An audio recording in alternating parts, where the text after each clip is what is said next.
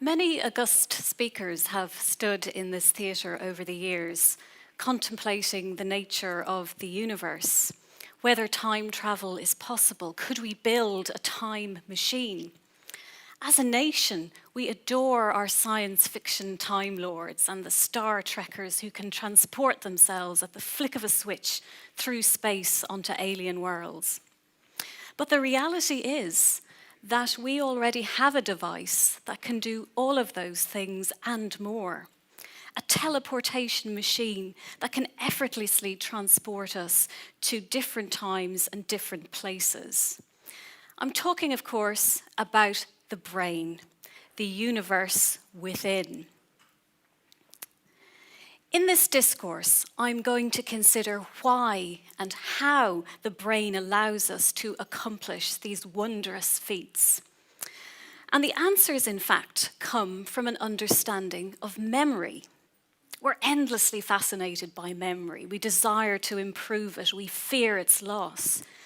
As this quote illustrates quite nicely, I think, you have to begin to lose your memory, if only in bits and pieces, to realize that memory is what makes our lives. Life without memory is no life at all. Our memory is our coherence, our reason, our feeling, even our action. Without it, we are nothing. But the importance of memory goes beyond the individual and their personal autobiography. We share memories, and in many ways, memories are the glue that holds society together. They're the basis of culture. If you think about it, if we didn't have memory, we would constantly keep reinventing the wheel, and there'd be an awful lot of Groundhog Days. Well, I'm going to show you that memory is not just one thing. It also doesn't occur in a vacuum. It's not even that accurate, and in fact, it's not really about the past. Scurrilous notions, you might think, but I'll argue that these features are in fact the key to our ability to mentally travel through space and time. So let me illustrate. There are many different types of memory. It's not a unitary phenomenon. So we have short-term memory, and this is for information that we need to hold on to or rehearse for immediate use. Now, the example I've given here is phone numbers, but I realize now, actually, that in a sort of perverse reversal, that in fact our phones have actually become our short-term memories. But we also have long-term memories, and one sort of long-term memory is skills or habits. So we learn to ride a bicycle and then it becomes automatic. We can do it effortlessly, probably for life. And then there are these other types of memories, the rich personal memories that punctuate our lives. And these are known as episodic or autobiographical memories. Now we know there are these different types of memories because damage to different parts of the brain impact selectively on these memory types. So for example, in a classic amnesia, which I'll talk more about later, patients cannot form new memories and they often lose the memories of their past experiences. But despite what the Hollywood movies would have us believe, they do remember who they are. They do remember who their families are, and they remember facts about the world. It's this selective loss of autobiographical memories that they have. By contrast, there's a certain type of dementia where the first thing that's compromised is this sort of memory, the memory for facts about the world, concepts, their vocabulary, their naming ability. But their autobiographical memories, at least in the early stages of the disease, is intact. So memory comes in different forms, supported by different brain areas, and of course they all interact. Now another important feature of memory is illustrated by an experiment from over 40 years ago, but it still makes the point in a very compelling way. Now, the experiment would take too long to do here, but let me just give you a sort of sense of it. So it involved text such as this. And subjects had to memorize this text. So let me read quickly through it. If the balloons popped, the sound would not be able to carry, since everything would be away from the correct floor. A closed window would also prevent the sound from carrying, since most buildings tend to be well insulated. Since the whole operation depends on a steady flow of electricity, a break in the middle of the wire would also cause problems. Of course, the fellow could shout, but the human voice is not loud enough to carry that far. An additional problem is that a string could break on the instrument, then there could be no accompaniment to the message. It's clear that the best situation would involve less distance, and then there would be fewer potential problems. With face-to-face contact, the least number of things could go wrong. So there was the subject, faced with this piece of text, had to memorize it. Tricky, I think you'll agree, because it doesn't really make much sense. Now, another group of subjects very briefly saw a scene before they were required to read and memorize the text. They saw this scene, and then they memorized the text. And the subject who saw the scene very briefly did much better on the memory test than those who weren't exposed to the scene. So memory works better if it occurs in a context, if we can draw upon our prior knowledge about how the world works and link the incoming information with what we already know. Now, testing memory also consistently reveals something else of importance. Now, I would be failing in my duties as a memory researcher if I didn't take the opportunity to test your memories. Okay, so let's get down to business. You're going to see a countdown of 3, 2, 1. Then you're going to see a picture flashed on the screen very briefly, so you've got to pay attention. There'll be a brief visual mask, and then you'll see a second picture. And all you have to do is say whether the second picture is the same view as in the first picture, whether it's closer up or further away. Okay, so I believe you have some voting pads. So if we could have a look at the voting pad options. There we go. So you're going to press button A if you think the second picture is closer up. You're going to press button B if you think it's the same. And you're going to press button C if you think it's further away. Okay. Don't worry, we'll remind you again before you have to make your decision. And that's not even the memory test. Okay, so if we could go back to the laptop now. Right. So are you ready? It's going to be really quick, I'm not joking, okay?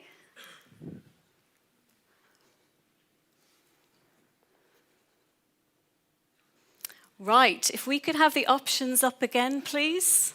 Now, was the second picture closer up, the same, or further away?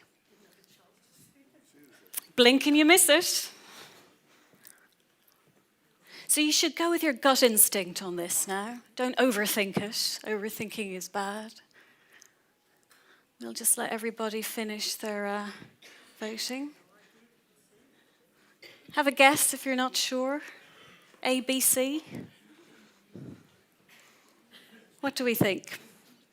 All done? Everybody finished? Good. Okay, let's have a look at the results, if we may.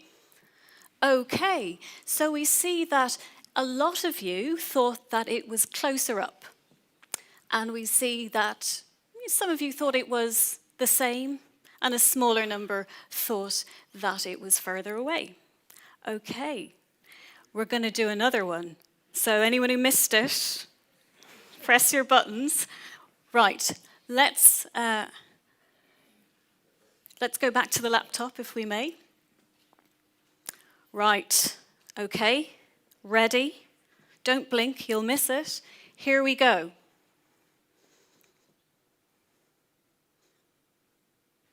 Right, if we could have the options up again. A, closer up. B, the same. C, further away. Okay, let's see what we've got. Okay, very similar. Somebody's invalid, but we won't go into that. There's always one. So you can see we're actually quite consistent across the two tests. We've got around the 60% mark of people thinking that it was closer up, and we have some people thinking it's the same, and a few, much fewer, thinking that it was further away. Okay, if we could go back to the laptop. Okay, now, I have to tell you that, in fact, on both of those tests, the second picture was identical to the first picture. And 60% of you got it wrong. There was a 1/4 of a second delay between the first picture and the second picture. And you still got it wrong. It's not a very good memory, is it? Well, I'm going to explain a bit later on why so many of you made that error. But what it illustrates is that memory is not a faithful record of the past, even when the past was a 1/4 of a second ago. It's not flawless, it's fallible.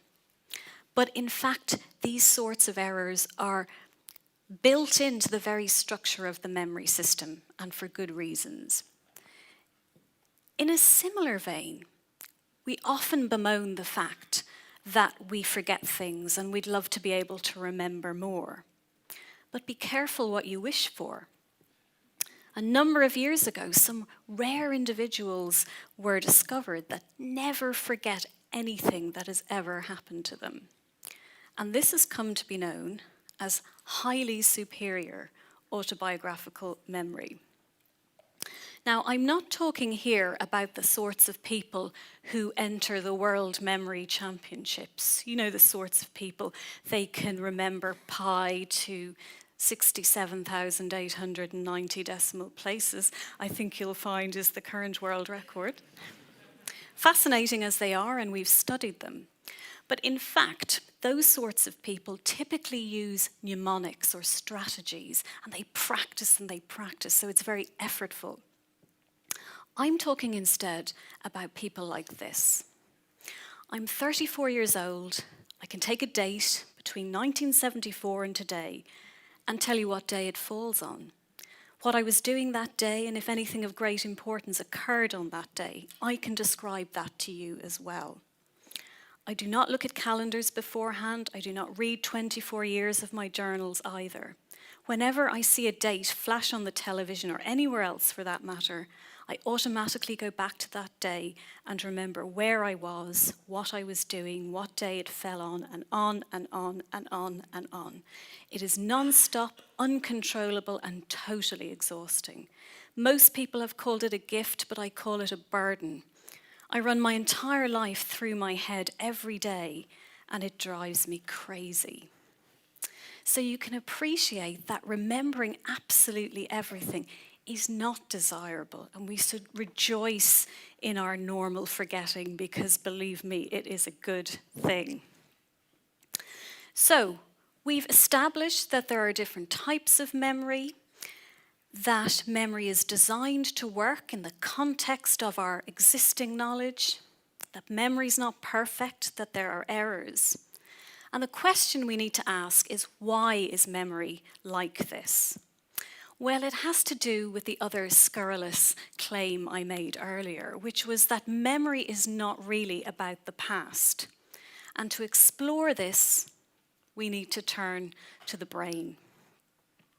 Here's the brain in all its glory, thanks to the wonders of magnetic resonance imaging, or MRI.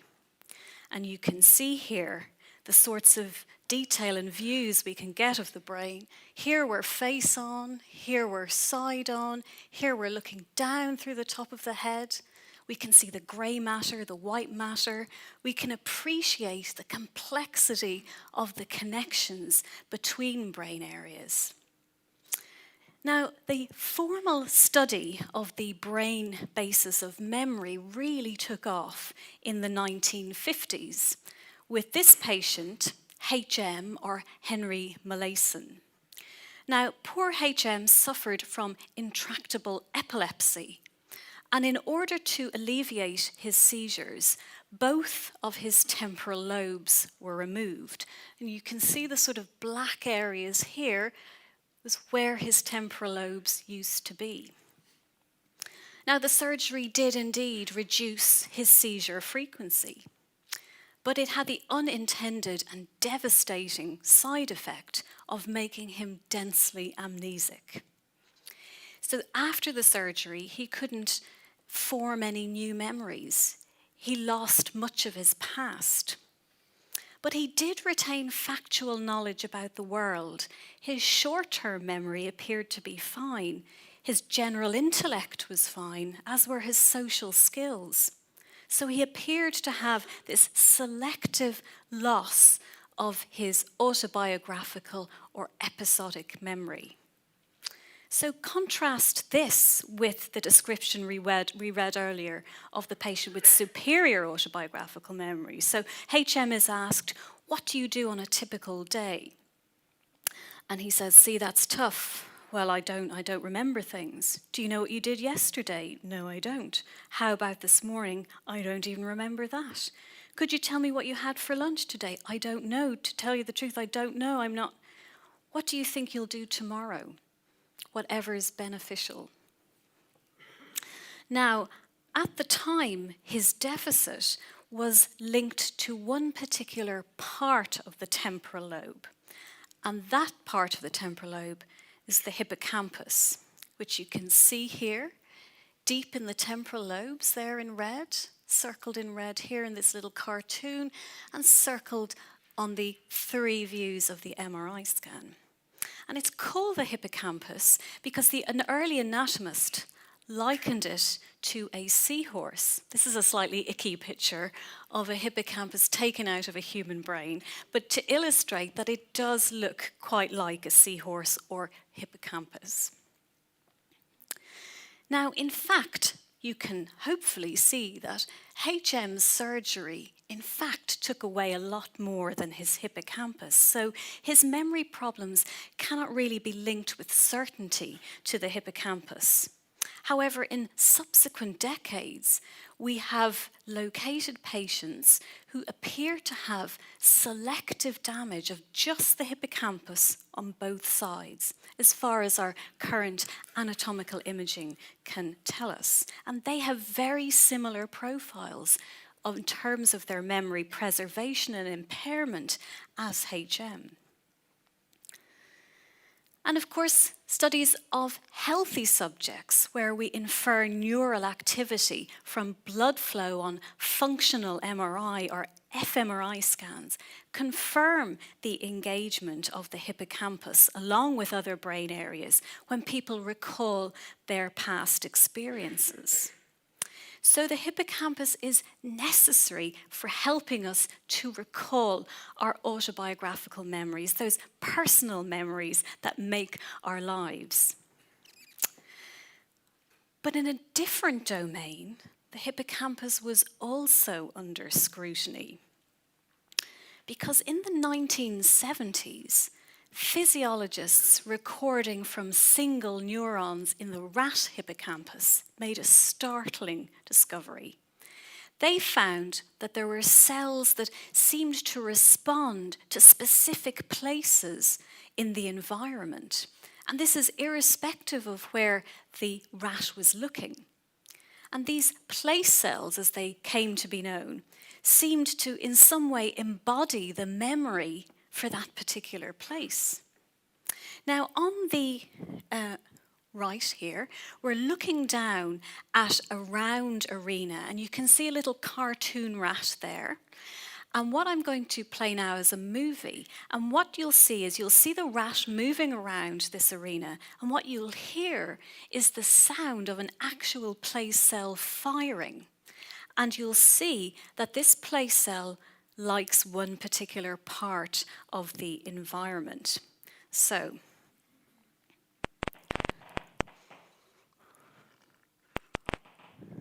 you can see he's looking all over the place, even when he's in the northwest of the arena. But that place cell, he's loving the northwest. Now the rat's going to speed up a bit. I just speeded it up just to save time. He's not manic or anything, so. But you can see just how specific it is. So even though the rat's going all over the place, it's really focused on this part of the environment. And then you, of course, have place cells that cover all different parts of the environment, thus appearing to map the spatial locations within that environment.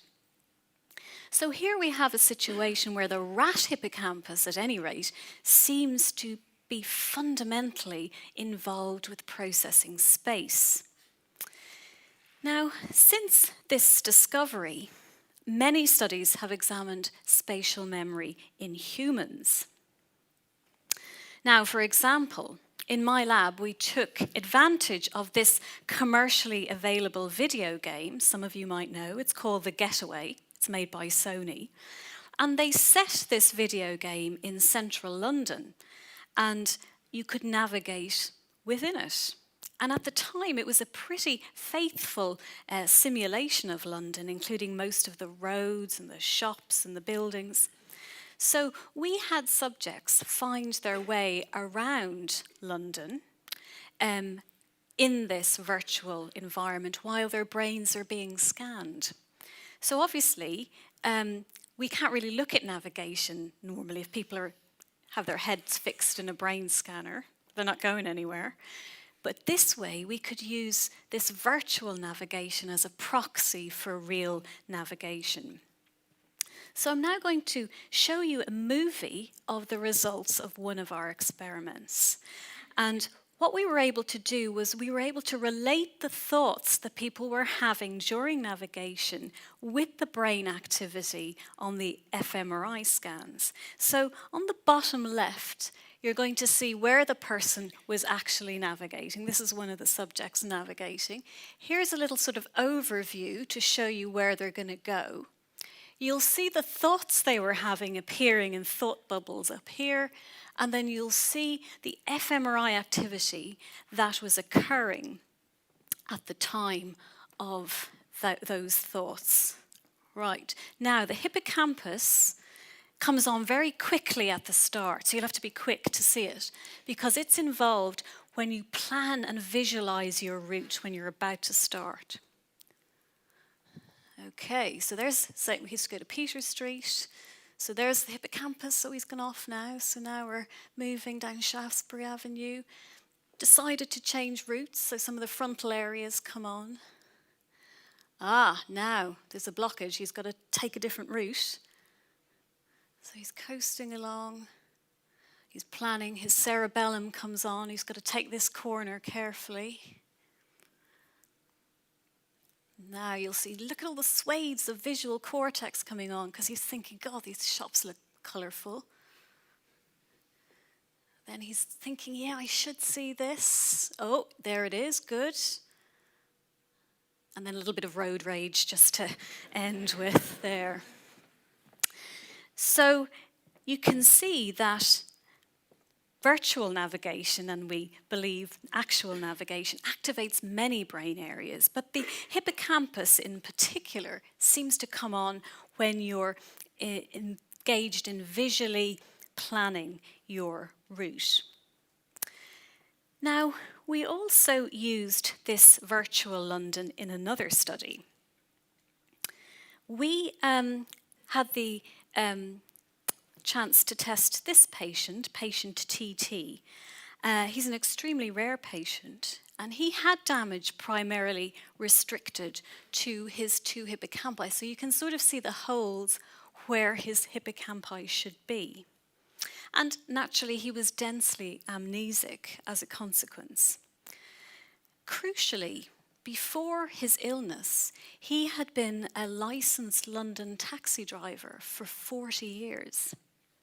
So the question we were able to pose was, how would his hippocampal damage affect this long-standing navigation skill and his knowledge of the spatial layout of London? So here I'm just showing an example trial. And what the subjects had to do, including TT, was get from St. Paul's Cathedral to the Bank of England. Easy peasy if you're a cab driver. And indeed, the 10 control taxi drivers who were the same age and the same level of experience as TT, look at that, they all took the same direct route, no errors whatsoever.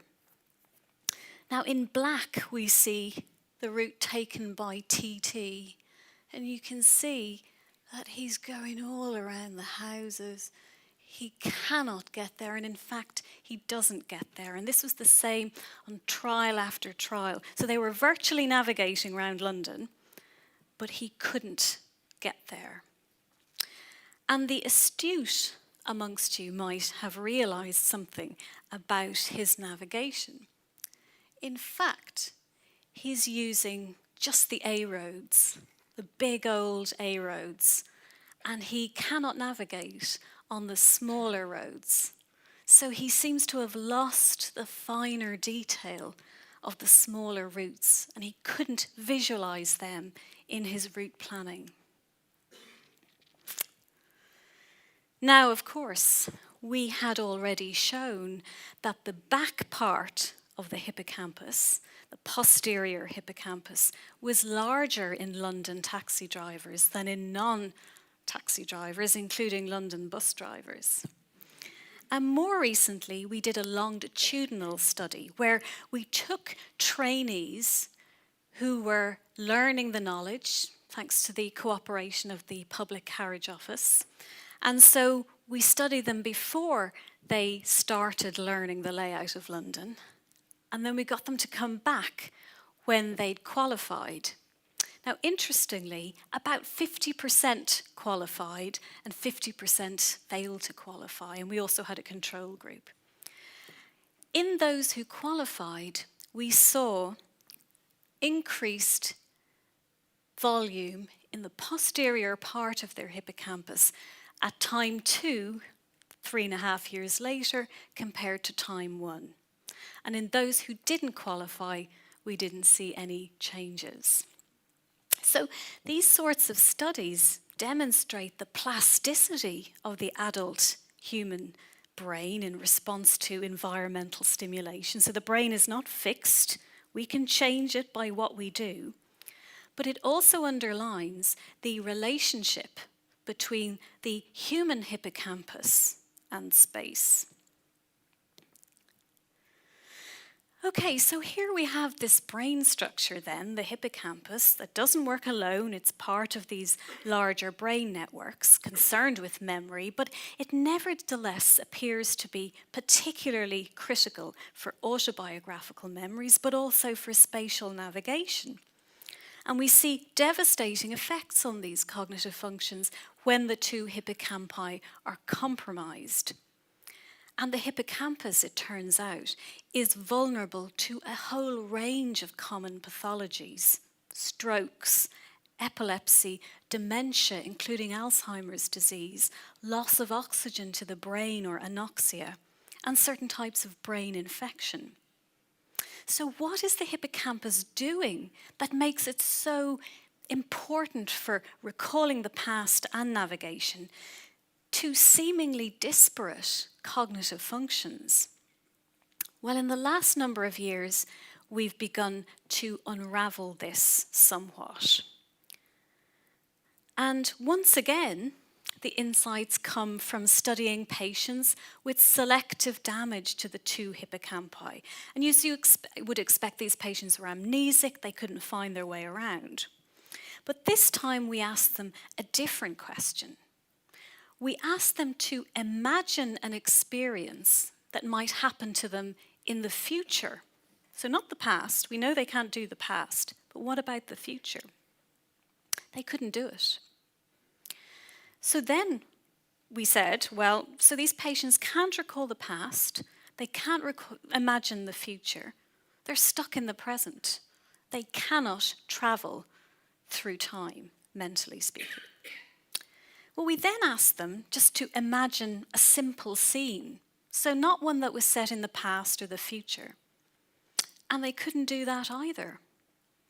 Now, they could imagine single objects, so it wasn't just a problem with the basic ability to imagine. They could imagine single objects in their mind's eye, but they couldn't imagine scenes. I'm going to show you one patient's attempt to construct a scene. So here it is. The patient was asked, imagine you're lying on a white sandy beach in a beautiful tropical bay. So there's the patient on top, P03. So he says, well, as for seeing, I can't really, apart from just sky. I can hear the sound of seagulls and of the sea. I can feel the grains of sand between my fingers. I can hear one of those ship's hooters. That's about it. And then the experimenter asks, are you actually seeing this in your mind's eye? No, the only thing I can see is blue. The experimenter says, so if you look around, what can you see? Well, really all I can see is the colour of the blue sky and the white sand. The rest of it, the sounds and things, obviously I'm just hearing. Can you see anything else? No. It's like I'm kind of floating. And below that, I've just put the scene created by a control whose age, gender, IQ matched to the patient. I won't read all of this, but you'll see quickly that the control said it's very hot and the sun is beating down on me. The sand underneath me is almost unbearably hot. I can hear the sound of the small wavelets lapping on the beach. The sea is a gorgeous aquamarine colour. Behind me is a row of palm trees, and so on. So there's a huge difference between these scenes. The control scene you could quite happily step into. And who wouldn't want to be stepping into a beautiful tropical bay?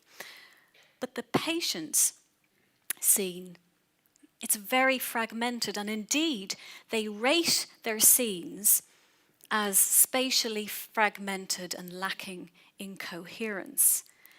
And when we ask them, what do you think the problem is that you have? And here's some very insightful comments from the patients. There's no scene in front of me here. It's frustrating because I feel like there should be. I feel like I'm listening to the radio instead of watching it on the TV. I'm trying to imagine different things happening, but there's no visual scene opening out in front of me. And another patient says, it's as if I have lots of clothes to hang up in a wardrobe, but there's nothing to hang them on, and they all fall on the floor in a complete mess. Now, fMRI studies of healthy volunteers also show that the hippocampus is indeed engaged when imagining fictitious or future scenes. Now, based on these findings, we suggested that the hippocampus is needed for scene construction, that it facilitates the construction of complex spatial contexts or scenes into which the details of our experiences then get bound.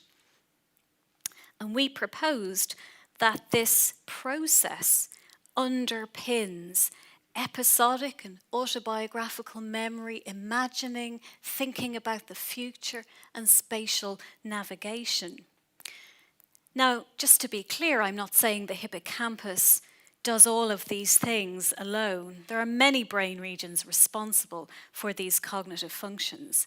But what I'm suggesting is, despite all the differences between these, the memory, the spatial navigation, the future thinking, and so on, they each require a special ingredient supplied by the hippocampus, and I'm suggesting that's the ability to mentally construct scenes. And if you think about it, whenever we recall the past, or we're thinking about something that we're going to do in the future, or we're planning a route somewhere, it invariably involves us conjuring up scenes in our mind's eye.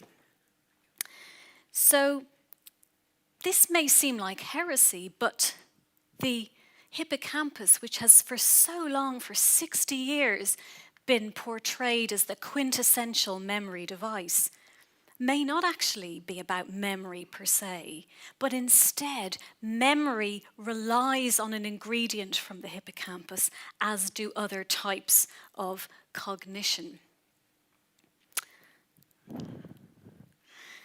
Now, we recently discovered something else about scenes in the hippocampus, which I can hopefully illustrate if I have 10 willing volunteers from the audience. So what I'm going to do is show you a picture, and you can do this. Imagine you're doing this. I'm going to show you a picture. I will give you 15 seconds to look at that picture, and please know that I am going to test your memory for that picture. I have a stopwatch. No psychologist goes anywhere without one. Right, are you ready, people with clipboards? Don't do anything. You keep an eye now, make sure nobody's cheating. 15 seconds, take it in as much as you can. Off you go.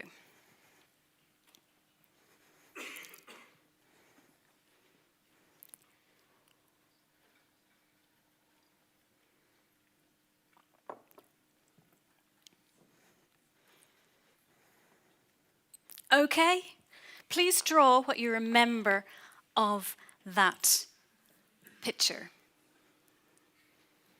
Quick sketch now. Not looking for John Constable. When you're finished, can you hold your clipboard up in the air and one of the gentlemen will collect it from you? Okay? Thank you. Okay, so with the permission of the volunteers, I'm now going to share these with the audience, if that's okay. Anyone shout out if they're not happy? No? Okay, that's fine. Don't worry, we don't have anyone's names on them. Right. Are we ready for this? Okay. Now, let me zoom. Ooh, hello. Right. Very good. You'd know they were bananas, right? Good, okay. Now, let's have a look here. Okay. Well, you know, again, you'll see, it's not bad. Okay. And there we have some other ones. You capture the shape there nicely. Very good. Excellent. And we'll do this quickly. Good. No, come on. People laughing weren't drawing, I notice. Yes. There we go. Lovely. Very nice. Ooh, now look at this. Went very, very big on the old background there. Very good. Very good. In fact, all of our volunteers deserve a nice round of applause. That's quite sort of slightly deconstructed one there. Okay. Now, I'm not quite sure what way to put this. Maybe. Well, we get the drift. We get the drift. Very good. And again, very nice on the background there. And then we'll end with this one. Very good. Okay. Now, excellent efforts, I think you'll agree, under intense scrutiny. But I wonder, did you notice something about these drawings? There's something not quite right. I'm not going to psychoanalyze people on the basis of these. That's a whole other discourse. But if we can just go back to the slides. Are we still on them? Okay, let's go back to the drawing. See if we can identify what's not quite right. Okay, so there we have the bananas. Now, look at the bananas, people. These are big bananas. These are in-your-face bananas. These are bananas that take up much of the picture. Now, let's go back to the visualizer.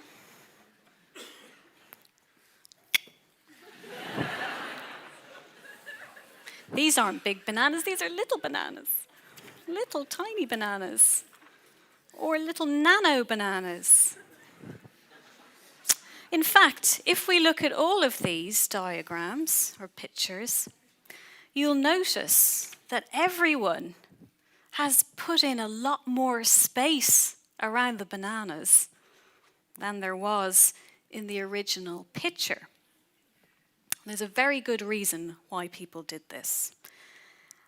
What you've demonstrated, our volunteers, is a phenomenon called boundary extension.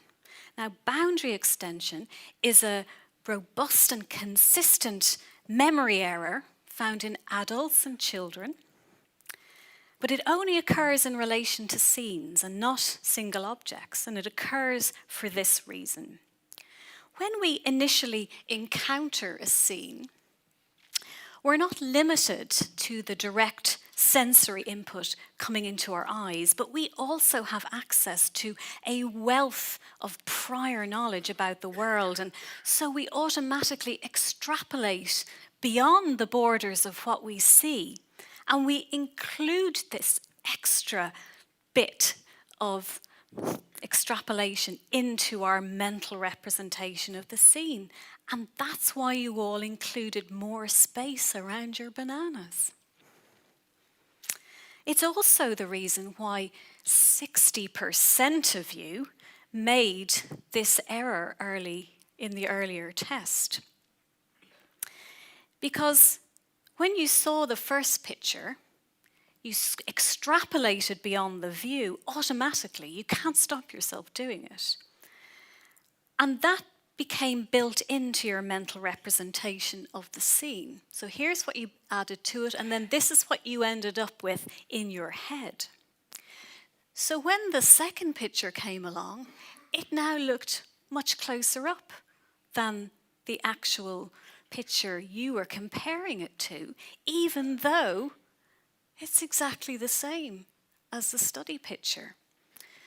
And you only had a quarter of a second gap between the two. In fact, you only need as little as 42 milliseconds gap, and people still make this error. So, boundary extension depends on scene construction, because you have to imagine and construct what might be beyond the view. And while it's an error, it's a highly adaptive error, because it allows us to rapidly embed the world, which we're only able to sample a little bit at a time, into a wider, larger spatial framework, thereby giving us the experience of a seamless and continuous reality. Now, we've recently found that patients with selective damage to the hippocampi and amnesia show greatly reduced boundary extension. So if we take a couple of the pictures from our drawing task, you'll recognize the bananas. Here is the performance of two of the control subjects. And you'll see those bananas, they look quite similar to some of these bananas. Lots of extra space around the bananas. And here's the pictures from one example patient. You can see the patients make much less of an error. They include a lot less space. And if we look at the rapid picture test, so here I'm showing you the patients in red and the controls in blue. You can see that on 60% of trials, the subjects, the controls, thought it was closer up. They made the error you made. Not the patients, though. No, they knew it was the same picture. They got it correct. So paradoxically, tests like these show that patients who are profoundly amnesic actually score much better on memory tests than healthy controls, because they can't make the error. They can't imagine what's beyond the view. So patients with hippocampal damage, and this includes patients with dementia and other pathologies, not just the selective cases we have here, But they're not only contending with problems recalling the past, with navigation, with imagining fictitious and future scenes or scenarios. They are literally stuck with what's in front of their eyes, deprived of a level of subjective continuity, unable to even visualize what's behind them or what's around the corner. And so this leads us to the actual reason for memory and the function of the hippocampus. Memory is not about the past, it's about the future. It's about helping us predict and infer, based on previous experiences and prior knowledge, what to do next, where to go, what to do, what to expect. And in this way, the purpose of memory, the hippocampus, indeed the brain, is survival. And this was actually preempted quite a number of years ago. In fact, in 1798, 1 year before this institution was founded, Immanuel Kant said, "Recalling the past only occurs with the intention of making it possible to foresee the future." Or to put it another way, as the White Queen from Through the Looking Glass observed, it's a poor sort of memory that only works backwards. So memory works best in the context of our prior knowledge, and yes, it makes errors, but that's what makes it so powerful and flexible. It's not a perfect record of the past, it's constructed and reconstructed depending on the state of our knowledge and the state of the world. And I suggest that a key part of this process is the construction of spatially coherent scenes in the hippocampus that form the basis of our personal and, of course, our shared past. So I'll conclude by mentioning that the story doesn't end here. We want to know more about these processes and mechanisms, the memory traces that arise from them, how these memory traces change as we age. How do we examine them in the contexts of brain injury and disease? Well, using the latest high-resolution functional MRI scanning and new decoding algorithms, we've been able to predict, solely by examining the patterns on fMRI scans, and particularly in the hippocampus, where someone is located in a virtual reality environment. So we can know where they were just by analysing the pattern of their brain activity. We can also tell what specific memory they're recalling, be that movies that we've showed them before scanning, or indeed their own autobiographical memories. We can predict what they're recalling. So these exciting new technologies will ensure that the future of memory research is an exciting one. And so I will end by thanking all the people and the funders who make research like this possible. Thank you all very much for participating, particularly our volunteers, and thank you all for listening. Thank you.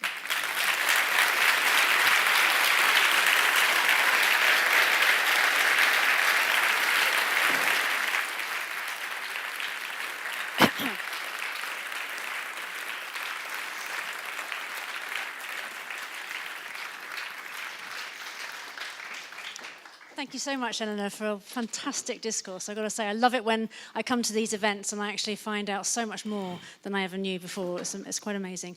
So we've got about 20 minutes for questions. So if anyone would like to ask something, just stick your hand very high in the air and wait for the microphone to come to you, please. So just start off with this gentleman in the first row. Thank you. Given that about 35% of us press button B, is that by chance, or are we all early onset dementia? Please don't worry, sir. I don't want to send you 30% of, let's face it, successfully doing the task accurately.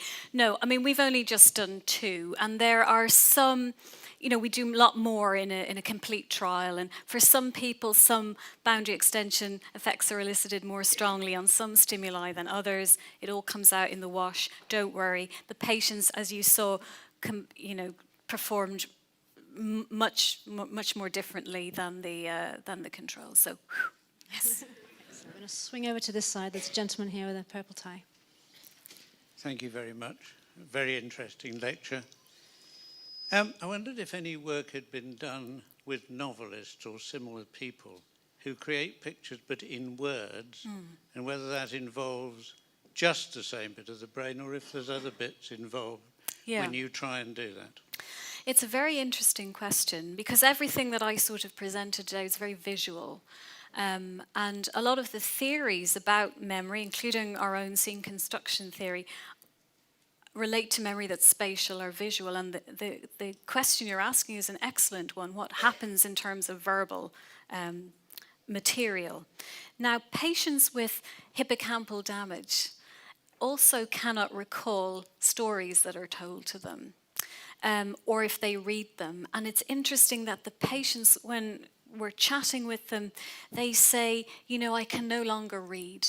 I used to love books, and now I can no longer read them. And it turns out that they can't imagine the events as they're unfolding. So it seems to come back to translating the verbal into a visual modality to help them sort of with the plot and the story. So good question, thank you. Okay. Do we have anyone up in the gallery, Martin? Great. Oh, very good. My memory is so appalling that I don't even remember the exact name of the disorder you mentioned very early in the lecture, where people have an accentuated ability to remember, such that they refer to it as being a burden. That is the first of my questions in relation to that. What percentage of the population, it might even be a number, of people would actually have that? Because that's... It is quite extraordinary. It's quite extraordinary. And many years ago, a famous neuropsychologist called Luria first really documented the first case of this. But in recent times, the group in California, they have now found about 12 people since the sort of research has become famous, and they've been asking people to get in touch. And they found a lot of people with really good memories, but only about 12 seemed to have this phenomenon. So it's very difficult to estimate on that basis what proportion of the population it might be. It's still very early days in trying to unravel exactly what it's about. Thank you. And obviously very different from people saying, oh, he has a photographic memory, he remembers everything, which is a different... It's a different thing. And, again. Memory comes in different shapes and sizes for all of us. Some people have very good memories, some people less good memories. So I just have one other question too, just in relation to the people who can't remember. The gentleman you mentioned who'd had the parts of his hippocampus removed to treat his epilepsy. Surely they have an emotional response, a frustration to not being able to remember, or is that taken as well? I guess that's a subject for a number of lectures, but... Yes, it is interesting. I mean, they definitely know they have a problem. They know they have a memory problem. But when you talk to them and you interact with them, obviously when they came to see us, they're very motivated to be there. They often forget through the day why they're there. But they're very appropriate emotionally and socially. But of course, that doesn't mean that at some level they don't feel the loss. They definitely know they've lost something, and they've lost their independence because they can't live independently anymore. So it's a terribly devastating. And just finally, my Sorry, last question. Can I just interrupt there? You've had 2 very good questions, but there are many hands down there. Maybe you can't see them from there. Someone in the lady in the red, just there, please.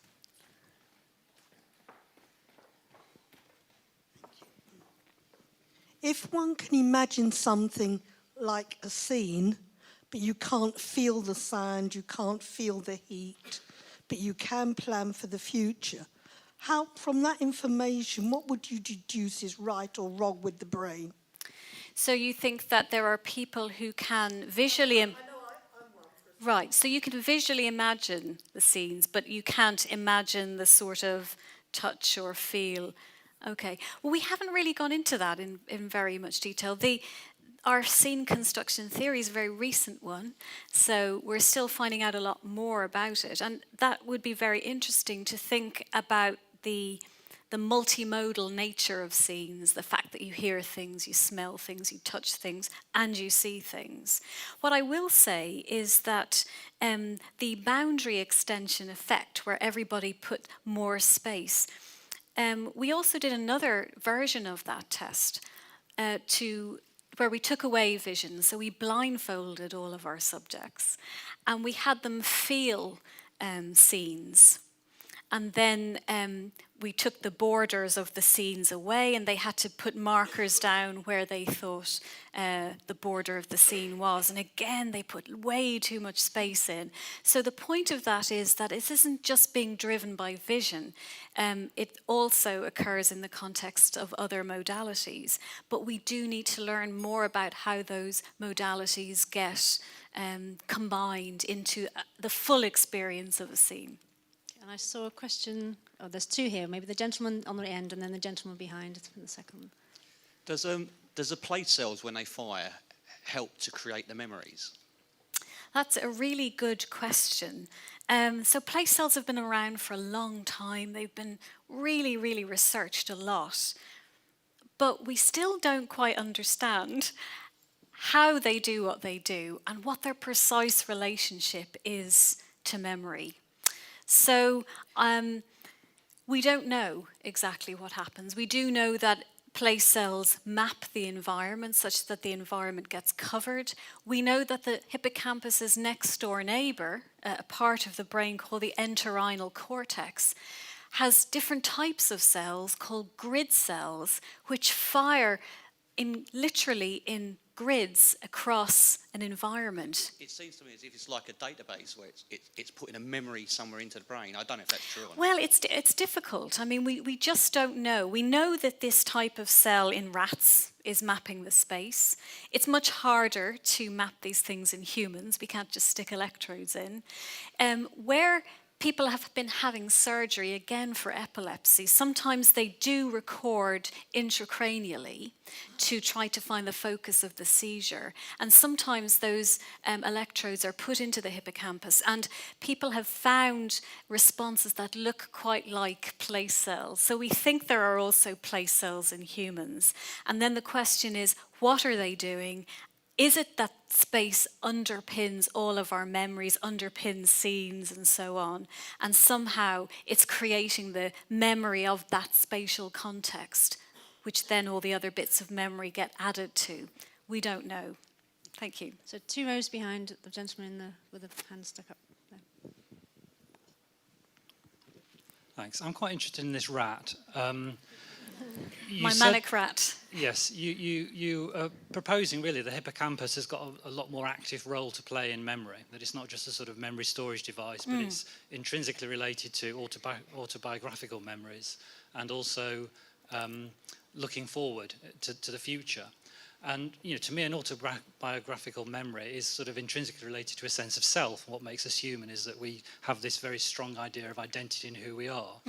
But given that we share hippocampi with rats and presumably alligators and other things, what can you say about what these other animals might have in terms of a sense of self, given that the hippocampus seems to be much more than a database? Very good question. Autobiographical memories are our personal past. They're very important to helping us develop a sense of self. But interestingly, people who are interested in the self have done lots of other studies, and they found that, in fact, issues to do with ourself, our perception of ourselves, things that are self-relevant, how we evaluate ourselves, are more likely to involve areas of frontal cortex, not the hippocampus. Now, I think when we retrieve an autobiographical memory, of course we know the hippocampus is talking to the frontal cortex. They have a lot of interactions. And so the frontal areas may be the processing part to do with the sense of self. And that could make sense if you then look at the hippocampus across species, because the hippocampus is quite well preserved across species. You look at a rat hippocampus and a human hippocampus, you can see they look quite similar. And so the suggestion would be that the algorithms playing out in a rat hippocampus are likely to be also playing out in a human hippocampus. And maybe the sense of self, which we don't know if a rat has a sense of self, but we do know that it has much, much smaller, and some people would argue doesn't at all have a frontal cortex. So the other interesting thing to say is that in recent years, the people who record from in the rat hippocampus have found not only activity of the play cells when the rat is moving around in the place, but also pre-play, where rats are put in a position where they have to make a decision in the future. The play cell the firing seems to sweep ahead of the rat, almost like it's trying to plan for the future, and that's called pre-play. So again, that would fit with what we're saying for the hippocampal side of things, and then maybe things to do with the self are a bit more in our big old frontal lobes. Okay, I'm just going to take your hand went up so quickly then I couldn't. Yeah, just the boy there, thanks. And then I'll take two from over this side after that. So, more on the rat. Basically. Oh, okay. I don't study rats, but I'll do my best. So, I didn't understand what exactly was the place cell doing, because the rat was going around the place and the place cell was firing, but it didn't seem to affect the rat's behaviour, and it was still going around completely normally. Yes, so the rat in these situations, normally what I think they have them doing is going around sort of foraging for little snacks or treats, and they're measuring the place cells. So the place, obviously the rat does what he does. He probably has other place cells that are firing when he's in other parts of the environment. We just didn't hear those recordings. And so basically his hippocampus is automatically mapping the space for the rat. And so if we could hear all of the place cells, we would hear a symphony of firing, but we've only just heard one, just to show you how specific they are and how they're not visually dependent. So the rat could be looking in a different direction, but once he's in that part of the environment, the place cell fires. Thank you. Okay, and the lady, that's right, thank you. Hello, thank you very much. That was extremely interesting. I'm just wondering how much, and I've had to look up on my little Google on my phone because I couldn't remember what they were, how much you took into account the learning styles. The logical, the kinesthetic and the visual, because I work with people and I take people sometimes on a guided imagery path, and I know that there are lots of people who would say at the end, you know, they wish I'd kept it, been less descriptive, because they were thinking they were on a palm tree beach and I was describing a mountain spring. And then there are other people who would say, you know, I just couldn't. I wish, you know, they'd rather I'd said more, because they couldn't imagine anything more than the man who had the damage. Yeah. And so my experience has been, unless these people have got damage that I don't know about, and I don't think they did, my experience has been that there are people who actually don't have that visual capacity and that creative imagination. And I wonder how that plays a part in all of your research and the actual science of it as well. I think that's a really excellent question. So again, this is all fairly new stuff, and what we want to do is exactly that. We want to try and find out about how well or otherwise people generally can imagine and construct scenes, and we want to try and relate that to their memory performance and their navigation performance, to do exactly what you said and see. And I suspect that what we'll find is that there are people who find it very difficult to visualize, and we know that because even in some of our studies so far, we've tested, you know, healthy controls who found the task very difficult. And so the question is is that impacting upon their memory ability? And are they the sorts of people who end up with poorer memories than somebody who can imagine things quite well? So watch this space. We'll let you know. Okay, there's someone just directly behind you. Do you still want to ask a question? Your hand was up earlier. No? Okay, I'll take somebody up in the gallery. I saw someone waving the hands in the gallery. Okay, up there we are. Hello. Hi. Sorry, it's about the rats again, but Oh, two dear. rats now in the same environment. If you map the place cells of the first rat, the second rat, Yeah. will the second rat have the same place cells, or will they be different with each rat? Well, I think, so it's an interesting question. So everybody's neurons are their own, and including a rat. And so I think you couldn't infer something from one rat's place cell about another rat. And that, that's true also of people. So if you don't mind me bringing it back to people just to answer the question. But so at the end, I alluded to the fact that we're able now to look at activity on fMRI scans while people are recalling their own personal past, and we can predict just from the activity, we know what memory they're recalling. And everybody has their own personal past, and the memories are unique to them. And so, the set of neurons that I activate for my particular memory are going to be very different to the neurons you activate for your memories. And that's one of the pluses of this new approach, is that we can look at everyone as an individual and we can see exactly how their activity maps onto their psychology, if you like. So now I'm even more amazed that we're all so interested in rats. I mean, clearly we're going to have to do I have to say, I normally next don't month's get many rats discourse is going to have to questions. change to be on rats, I think. Sadly, we're reaching the end of the time for questions. I'm really very sorry. I know there's lots of you with your hands in the air, and I just...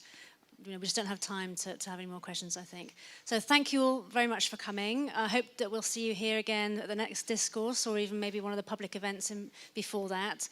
Thank you so much for all those people who did ask those questions and stimulate the kind of discussion and debate, which I think is wonderful in this small sort of space here. And once again, if you'd like to all join me in thanking Eleanor for a fantastic discourse. Thank you.